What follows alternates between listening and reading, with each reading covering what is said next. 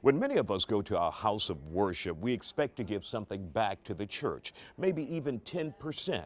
But what if we don't? Should the church make us pay for that? One Houston family says that's what happened to them.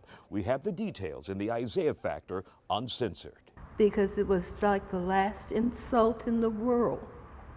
There was nothing else that I could do for my mommy but funeralize her in the church that she loved and worshiped all of her life, even as a little girl. Barbara Day is understandably angry. She says her 93-year-old mother, Olivia Blair, died more than a week ago.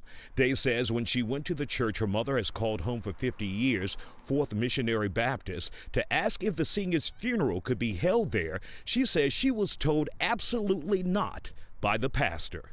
That she had not paid her dues and she had not attended the church in recent years, that they did not owe it to her. That he did not say we didn't owe it to her, but he said it was because of the dues and not attending the church. For the last 2 years, my mother has been in either a nursing home or she's been in a hospital. In the last few months, she was in a coma. Day says her stepfather was buried at the church and her mother was a diehard supporter of Reverend Walter Houston at the church on Webster. That's why she can't believe the religious leader turned her down flat when it came to her mother's funeral. There's no explanation for anybody that has been paying dues for a church that long for him to make me have to roll my mother's body around town and somebody finally picks her up and say, yeah, we'll do the best we can. They knew she was ill. They don't care. All they care about is getting money, money, money, money, money.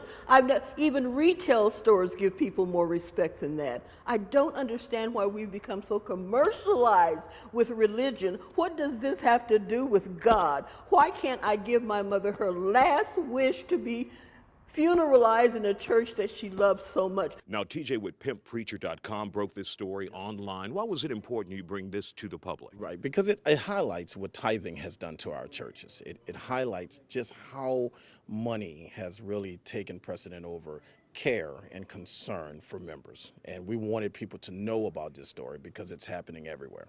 Now, we reached out to Reverend Walter Houston and asked him several times if he wanted to come on and defend his church's policy.